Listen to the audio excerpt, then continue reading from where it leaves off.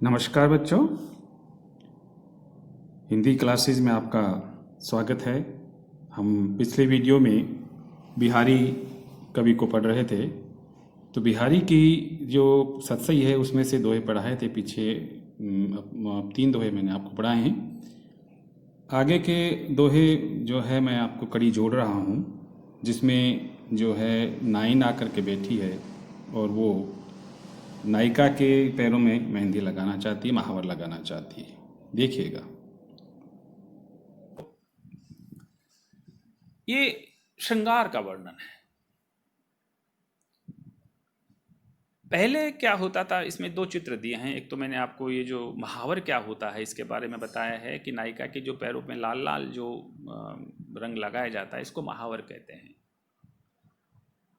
ये मेहंदी का पर्याय है। मेहंदी सूखने पर लाल रंग की होती है, ये लाल रंग का ही होता है।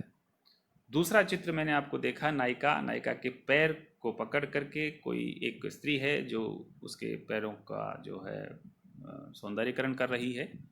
तो यहाँ पर ये देखिए कि पहले क्या होता था कि कोई ब्यूटिशियन नहीं हुआ करती थी, कोई ब्यूटी पार्लर नहीं हुआ करते थे। राजा महाराजाओं के जो रानियाँ होती थी, उनकी जो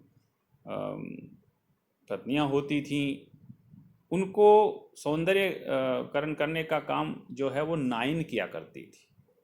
नाइन, तो ये नाइन यानी जो नाई की पत्नी ये किया करती थी। और अब यहाँ एक बड़ा कौतूहल और एक उत्सुकतापूर्ण जो भाव है वो ये है कि नाइन की समझ में ये नहीं आ रहा है कि पांव कौन से हैं और महावर कौन सा है। तो वह क्या करती है वह क्या करती है कि महावर जो प्याले में है मिलाने के लिए वो रखती है, और एक तरफ नायिका के जो पैर हैं वो हैं, तो वो नायिका के पैरों को महावर समझ के ही मसलने लग जाती है, मींडले लग जाती है, मिलाने लग जाती है। जैसे महावर पानी में मिलाया जाता है वैसे ही। इतने सुंदर पैर हैं, इतने लाल पैर हैं, इतने अच्छे पैर हैं कि महावर और पैरों के रंग का जो है अंतर ही पता नहीं रहता नाइन को। तो देखिए, पाई महावरु दैन को नाइन बैठी आय, फिरी जानी महावरी एड़ी मीडती जाए। पाई महावर दैन को यानी महावर प्राप्त करके, महावर लगाने के लिए, दैन लगाने के लिए, नाइन बैठी आय, नाइन आकर के बैठ गई है, जिसको अपनी भाषा में नान कहते हैं, वो नाइन आकर के बैठ गई है। फिरी जानी महावरी एड़ी मीडती जाए। बार बार जो है फिरी बार जानी महावरी, एड़ियों को महावर जान करके वह एड़ियों को ही मीडती जाती है, मसलती जाती है, मिलाने का प्रयत्न करती है। इतनी जो है वो भ्रम हो गया है उसको। नायक इसको महावर को आलता भी कहते हैं, कहीं जगह पर आलता नाम भी है इसका। तो नायिका का आदेश पाकर नायिका के पाँव में महावर लगाने के लिए नाइन आ बैठी है, किंतु नायिका की एड़ी स्वाभाविक रूप से इतनी लाल थी कि महावर को तो भूल गई और नायिका की एड़ी को ही महावर समझकर बार बार मलने लगी। महावर एक तरह का सौंदर्य प्रसाधन होता है जो मेहंदी की तरह लाल होता है तथा मेहंदी के स्थान पर पैरों पर लगाया जाता है। इसे कई जगह आलता भी कहते हैं। ये भी बहुत अच्छा दोहा है और बिहारी के जो ज्ञान है, बिहारी का जो ज्ञान है उसको दर्शाते हैं, बहुविज्ञता को दर्शाते हैं। यहाँ भी मैंने 2 चित्र दिए हैं नायिका के, आप देख लीजिए कि नायिका के चित्र को मैंने इसलिए दिया है कि आप समझ सकें कि बिहारी क्या कहना चाहते हैं। बिहारी कहना ये चाहते हैं, मंगल बिंदु सुरंगु, मुख ससी केसर आड गुरु, इक नारी लेहि संग रसमय किए लोचन जगत। मंगल ग्रह ये लाल रंग का होता है। बिंदु सुरंग यानी सुरंग लाल को ही कहते हैं। मुख ससी, मुख कैसा है नायिका का? ससी, चंद्रमा के समान। केसरी आड़ गुरु, और केसर का पीले रंग का बड़ा सा एक टीका लगा रखा है। एक नारी लेहु संग रसमय किए लोचन जगत। इन तीन विशेषताओं को एक नारी ने अपने चेहरे में समेट रखा है। लाल तो सौभाग्यशाली जो बिंदी होती है वो लगा रखी है। लाल मंगल बिंदु सुरंगु, जो बिंदी लगा रखी है लाल, वो तो मंगल का प्रतीक है, मंगल ग्रह का। और जो उसका मुख है चांद की तरह चमकता हुआ, वो शशि ग्रह है, चंद्रमा ग्रह है। और केसर आड़ गुरु, और जो केसर का तिलक लगा रखा आड़ा, वो गुरु बृहस्पति का प्रतीक है। तो इसमें ये कहते हैं कि ये तीनों जब एक ही राशि में आते हैं तो संसार में अधिक वर्षा होती है, आनंद की वर्षा होती है, सारा संसार सुखमय हो जाता है।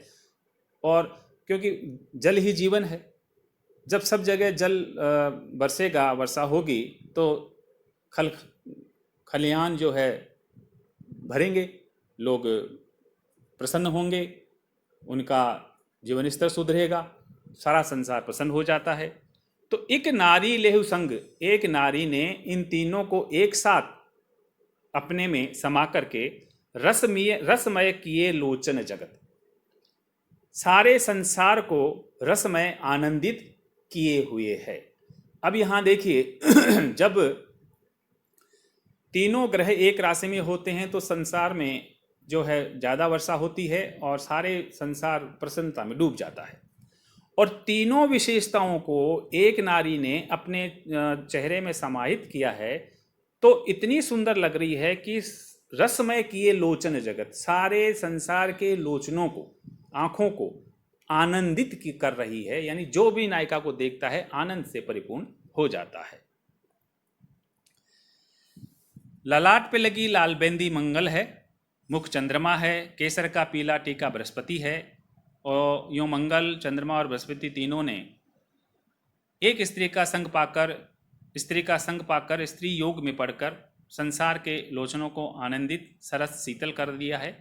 ज्योतिष शास्त्र के अनुसार मंगल, चंद्रमा और बृहस्पति के एक राशि में आ जाने से अधिक या प्रचुर मात्रा में वर्षा होती है, जो जनमानस के लिए मंगलकारी होती है। मंगल का रंग लाल, चंद्रमा का श्वेत और बृहस्पति का पीला कहा गया है। ये भी श्रृंगार का दोहा है और अतिशयोक्तिपूर्ण अलंकार है, अतिशयोक्ति अलंकार है और अतिशयोक्ति कथन में कहा गया है। दोनों मैं आपको चित्र दिखा रहा हूं। अंग अंग नग जगमगत दीप सिकासी देह, दिया बढ़ायो हूँ रहे बड़ो उजार्यो गए। आप अब खुद ही इस चीज का आश्चर्य करोगे कि बिहारी क्या कह रहे हैं कि नायिका का जो शरीर का जो प्रत्येक अंग है वो नगों की तरह जगमगा रहा है। नग होते हैं ना, हीरा, माणिक, ये जो नग होते हैं इनकी चमक होती है, अंधेरे में भी चमकते हैं। तो नायिका के शरीर का जो प्रत्येक अंग है, अंग अंग प्रत्येक अंग नग नगों की तरह जगमगा रहा है।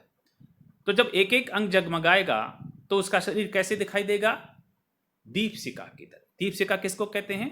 जो एक स्टैंड होता है और उसके भाग होते हैं जिसमें दिए रखे जाते हैं, यानी 10-15 दियों को एक स्टैंड के द्वारा जलाया जाता है, स्टैंड पर जलाया जाता है। और जब उसको अपन हाथ में उठाकर यूँ करते हैं तो वो झालर सी लगती है, उसको दीपशिखा कहते हैं। दीपशिखा सी देह, दीपशिखा के समान उसका शरीर है पूरा का पूरा। तो क्या होता है?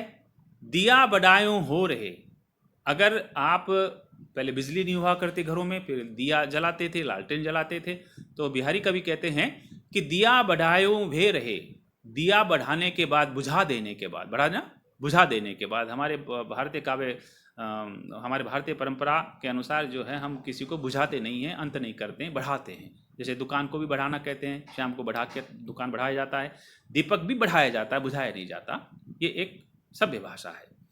तो दिया बढ़ायों भे रहे, दिया बढ़ाने के बाद भी, दिया बुझाने के बाद भी हो रहा है बड़ो उजारो गेहे, बहुत उजाला उस घर में जिस घर में नायिका है। इतना उजाला होता है कि जो है दिया बढ़ाने के बाद भी आप प्रकाश देख सकते हो, प्रकाश से जगमगा रही है नायिका की देह।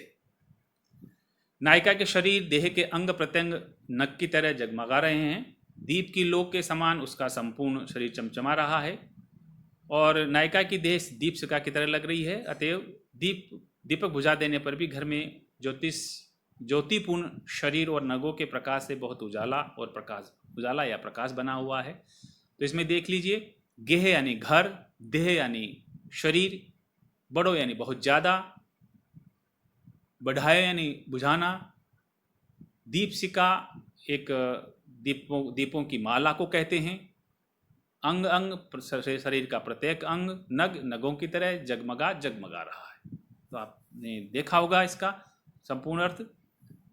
तो बच्चों, ये मैंने आपको बिहारी के जो है आठवां दोहा पढ़ाया है। इसी क्रम में अगले दोहे के वीडियो में लेकर आऊँगा, जिसमें आपको इसी तरह से जो है भाव बताए जाएंगे, संदर्भ बताया जाएगा, व्याख्या बताई जाएगी। आप इसी तरह पढ़ते रहिए, अपने स्वास्थ्य का ध्यान रखिए और थोड़ा सा गौर कीजिए, क्योंकि ये समय ऐसा है जब आपको ऑनलाइन पढ़ाई करनी है। और तो ऑनलाइन पढ़ाई में जब तक आपका रेस्पॉन्स नहीं आता है तब तक हमको कुछ प्रतीत नहीं होता है कि आप कितना समझ पाए हैं, कहाँ नहीं समझ पाए हैं, कहाँ आपको प्रॉब्लम है। तो आप ज़रूर कमेंट करें और मुझे बताएं, मैं इसको और भी अच्छा करने का प्रयास करूँगा। तो आप पढ़ते रहिए, प्रसन्न रहिए। जय हिंद, जय भारत, धन्यवाद।